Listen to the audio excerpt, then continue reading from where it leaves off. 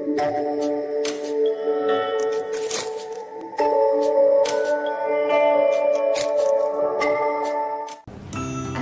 adik-adik, kembali lagi di channel TBB Gajah Mada. Kembali lagi bersama saya Nancy, Mentor Biologi di TBB Gajah Mada. Hari ini kita akan membahas tentang pembelahan mitosis.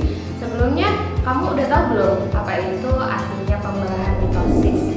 Nah, kalau kamu belum tahu, pembelahan mitosis itu adalah peristiwa pembelahan sel yang menghasilkan dua sel anakan di mana jumlah kromosom yang dihasilkan itu sama seperti induknya. Nah, proses pembelahan mitosis ini terjadi di semua sel tubuh atau sel somatis, tetapi tidak terjadi di sel kelamin atau gamet. Nah, di pembelahan mitosis ini fungsinya adalah untuk mengganti sel tubuh yang rusak dan juga mempertahankan jumlah kromosom yang nanti dihasilkan oleh pembelahan baru gitu. Oke adik-adik, sebelum kita masuk ke pembelahan mitosis, sebelumnya kita akan masuk ke tahap pendahuluan dulu, yaitu interfase. Interfase ini adalah tahap persiapan dan penimbunan energi oleh sel. Nah, karena sebelum sel itu akan membelah, dia harus mempersiapkan dirinya dulu. Jadi dia harus menimbun energi, terus dia harus mempersiapkan organel-organelnya dulu sebelum dia akan melakukan pembelahan. Nah, selama interfase, inti sel dan anak inti sel ini terlihat jelas, tetapi kromosom tidak terlihat karena dia akan menjadi benang-benang yang sangat tipis yang kita sebut sebagai kromatin. Nah, di bagian luar inti sel nanti terdapat yang namanya adalah sentromer atau sentrosom. Nah, sentrosom ini adalah organel sel yang berfungsi untuk mempertahankan jumlah kromosom karena nanti jumlah kromosom yang ada pada sel anakan itu sama jumlahnya dengan sel induk. Nah, setelah itu tahap interfase akan memasuki 3 tahap. Yang pertama yaitu fase G1, fase S, dan fase G2. Nah, apa itu fase G1, fase S, dan fase G2? Yang pertama yang kita bahas adalah fase G1 atau gap pertama. Fase gap pertama ini adalah fase pertumbuhan dan perkembangan sel, di mana ditandai dengan perkembangan sitoplasma atau cairan sel, perkembangan organel sel, dan sintesis yang nanti dia akan membentuk bahan-bahan yang diperlukan ketika terjadi pembelahan. Nah, ketika bahan-bahan organel sudah siap, kita akan masuk ke dalam fase S. Nah, di mana fase S ini adalah fase replikasi atau duplikasi DNA. Jadi, sebelum sel itu membelah, dia akan menggandakan diri dulu si DNA-nya. Sehingga ketika membelah, dia nanti jumlahnya akan stabil.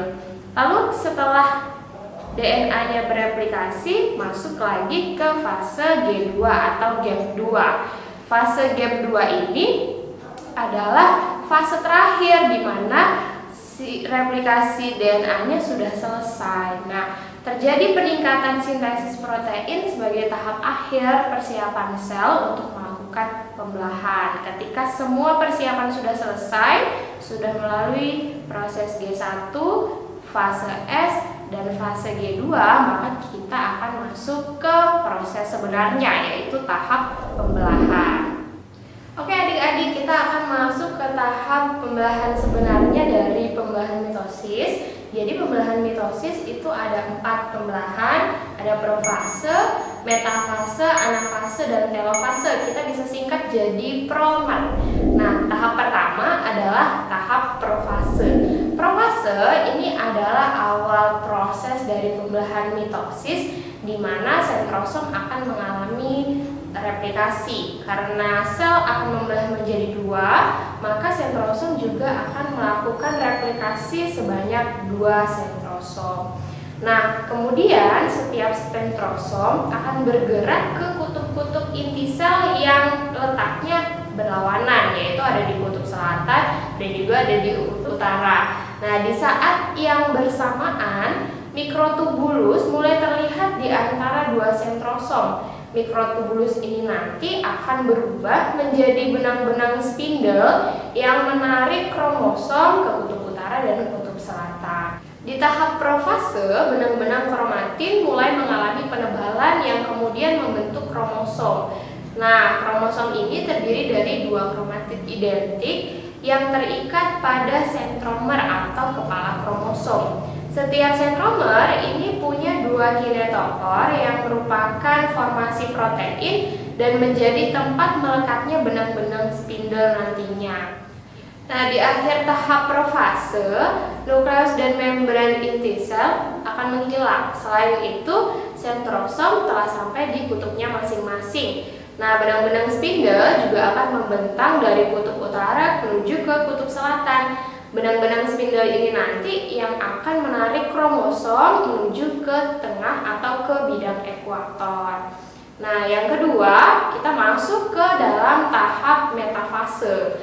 Metafase adalah tahap di mana nukleus dan membran inti sel sudah tidak terlihat sama sekali. Masing-masing kinetokor pada sentromer dihubungkan ke satu sentromer oleh benang-benang spindle. Kemudian pasangan kromatid bergerak ke bagian tengah inti sel atau kita menyebutnya sebagai bidang ekuator. Tahap yang kedua, kita masuk ke tahap metafase. Metafase ini adalah tahap di mana nukleus dan membran inti sel sudah tidak terlihat sama sekali. Masing-masing kinetokor pada sentromer ini dihubungkan ke satu sentrosom oleh benang-benang spindle. Nah, kemudian pasangan dari kromatid itu nanti akan bergerak menuju bagian tengah atau bidang ekuator. Nah, posisi kromosom yang terletak di bagian tengah inti sel ini membuat jumlah kromosom dapat dihitung dengan jelas. Oke, selanjutnya kita masuk ke tahap yang ketiga atau anafase. Tahap anafase ini ditandai dengan pemisahan kromatid dari bagian sentromer yang kemudian membentuk kromosom baru. Nah, masing-masing kromosom ini nanti akan ditarik oleh benang-benang spindle menuju kutub yang berlawanan. Jumlah kromosom yang ditarik nanti yang ke selatan jumlahnya akan sama dengan kromosom yang ditarik ke kutub sebelah utara. Pada tahap akhir anafase, kromosom hampir sampai ke kutubnya masing-masing.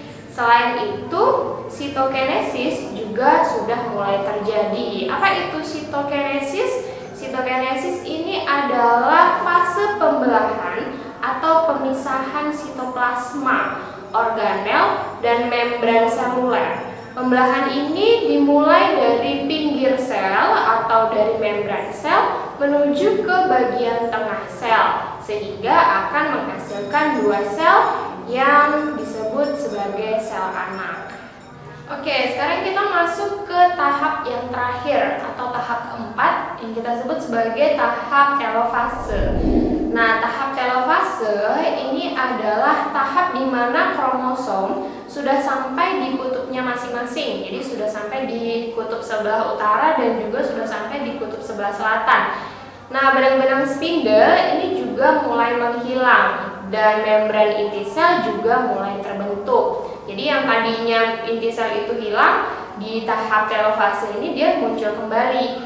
Nah, di antara dua kelompok kromosom yang terpisah, kromosom ini semakin lama akan menipis dan berubah menjadi benang-benang kromatin kembali. Kemudian sitokinesis telah selesai. Sel telah membelah dan menghasilkan dua sel anakan baru yang jumlah kromosomnya sama dengan induk, yaitu kromosom diploid atau kita menyebutnya sebagai 2N.